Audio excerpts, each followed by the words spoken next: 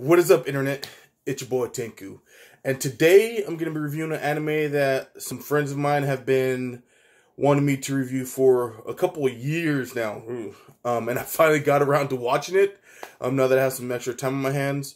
And so before we get into it, don't forget to sub to the channel, watch those videos, like those videos, and keep hitting me up on the Twitter, Facebook, Instagram with your suggestions, and keep interacting with me. I love interacting with you guys. I've gotten quite a bit Twitter followers from here. I'm going to ask you guys to sub to the channel as well. That way you can know when I come out with a new video once a week. And of course, I'll tweet it as well. But, you know, for the optics or whatever on YouTube, it would help me out there. So I appreciate everything everybody's doing. And with all that said, let's go ahead and get started.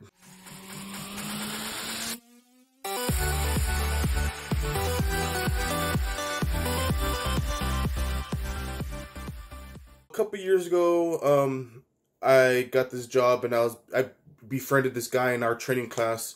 We'll just call him S because I don't want to, put his name on blast on the internet. And so me and S kind of hit it off really well because when we'd go to lunch, I'd watch some old Tenchi Muyo clips on YouTube on our training computers. And one day he came back early because he was in school and he was studying in the room while I was watching that, anime. He's better in his life. I'm just sitting around watching anime. And he saw I was watching anime and he's like, "Oh, bro, you're in the anime?" I'm like, "Heck yeah, bro, I'm in the anime." And then from then on until he left because of schooling, we would literally spend our entire lunch hour just sitting around talking about anime. And so he gave me this anime and says, "Bro, I think you really like this. Check it out. Watch it." And I never did get around to it because we kept exchanging animes. And it was like so fast I couldn't keep up with what he was giving me. And he couldn't keep up with what I was giving him. So I finally got around to watching it. And that anime is called Overlord. Alright. And I should have watched it sooner, I know. Because I really, really like Overlord. It's isekai, which basically, means to another world. And so basically our main character's name is Lord Ains. And he is a undead skeleton. He was a part of a gaming group in this game called Yggdrasil. And he had a big old guild, and he ended up being the guild leader. And the rule of this guild is in order to be in this guild, you had to be some sort of undead or dark character. And they created this gigantic guild hall. They created NPCs to help run their guild hall and everything like that. Well, this game's getting shut down. And Ainz has such an attachment to this game because he made so many friends in this game. All the guild masters that were in there are, members of the guild that was with him. They had so many adventures. He decided he was going to stay logged in to the very end of the game till they shut down the servers. And so he's sitting in his throne. He gathered up all the NPCs that was created by his friends, the floor guardians and maids, all this stuff, and he kind of fell asleep like about 30 seconds before the game server was supposed to be shut down. And he woke up, and the game servers weren't shut down. He's like, "What the heck is going on?" But then all of a sudden, the NPCs had life. They were talking on their own. They were like, had personalities all of a sudden, but there were the personalities that were kind of programmed into them, but they're not supposed to be able to talk at all because they're NPCs. And so they're all talking and gathering and talking, and it turns out he's stuck in his undead body, which is just a skeleton, and him and all these NPCs got transported to a new world. And so the anime is about him trying to protect his guild hall because the whole guild hall got transported, and teaching his underlings to kind of think for themselves, trying to kind of make their own decisions in case he ever ended up leaving or going back home or whatever. But it's a pretty dark anime. There's a lot of killing involved because he's human. He was human in the real world, but he's undead in here. So he finds certain aspects, even though he should be feeling things like when people die and stuff, he doesn't. But there's some choices that he makes to save people. He saves other people, lets other people die. He can resurrect people, but he doesn't really do it.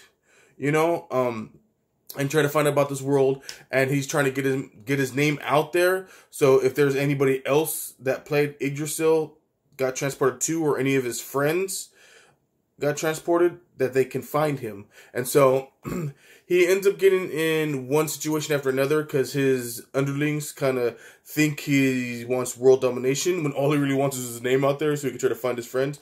But he has to go along with the plans that they assume he made because he doesn't want to lose face in front of them. So he pretty much ends up going for world domination. And it's pretty funny when he's trying to interact with his underlings or his guardians, because, you know, they're like, oh, you're so great. We didn't even think about that you would think it. And they spout out this plan. He's like, yes, that was my plan all along. Good for recognizing it. And so, like, so he can't back off of, you know, destroying nations or starting wars because he doesn't want to lose face in front of his underlings. The only problem about it is that the CGI 3D armies, you know, because then when they mass produce, the armies are a bit I'm not a big fan of the 3D, you know, graphic berserk style animation, but they only do it for the big CGI armies. So I mean, I understand, because it's a lot, and it'd be a lot to animate a bunch of that stuff by hand, and so they want to give them each individual like soldier detail. So I get it, even though they do look all the same. I do want to bring up a couple of the Guardians because they play big roles. You'll have Albedale, who is the leader of the Floor Guardians, or Overseers. She's a succubus, and she's pretty thirsty for Ainz.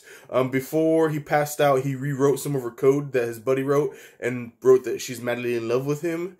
And so when that transferred over, she's thirsty. She has like a body pillow of him and things like that.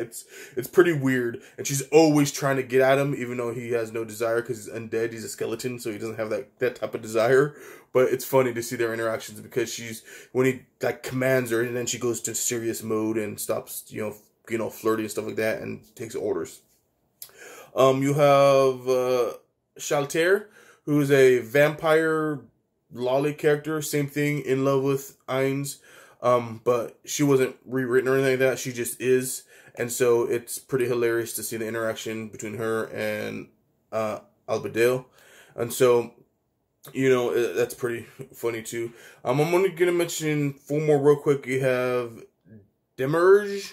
I don't know if I'm actually saying those names right, because I watched it, but my pronunciation is terrible. And he is the one that always comes up with, he's super smart, but he's the one's like, oh, Lord Ainz, I never knew he had this idea, and spouts this battle plan and stuff like that. And Ainz is like, yes, all along, that's what I was thinking. And he's the one that actually pushes forward a lot of these wars and plans and stuff like that, because he doesn't want to lose face. But he's super dedicated. Like, he will never betray, because his point is, what's the point? Because they were all created by the guild members here. And so he's like, if you don't serve your masters, and he's the only master left, then you shouldn't even be around. And so he's super dedicated, you know, super smart, comes up with plans, things like that, you know, puts little things in motions and wills.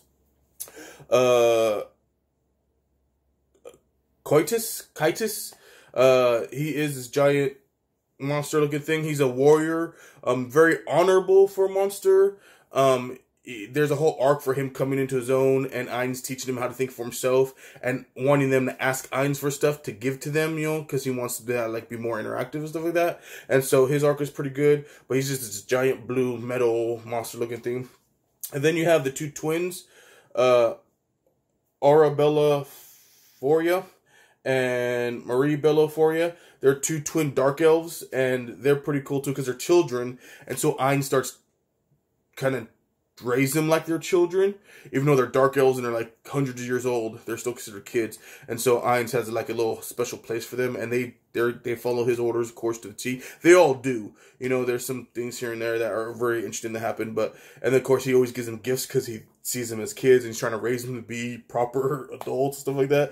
And so it's a really good story. You know, he ends up becoming this parent figure for all these people. I like it. I definitely check it out. So, with all that, guys, tell me what you guys think. You guys think I'm crazy? You think Overlord isn't that great, even though I think it's awesome? I think it's hilarious and funny and dark. You know, tell me what you guys think in the comments below, on Twitter, Facebook, and Instagram. Don't forget to sub, guys. And always, remember, if you can't trust a random fat guy you met on the internet, then who can you trust? And everybody have an awesome, awesome day.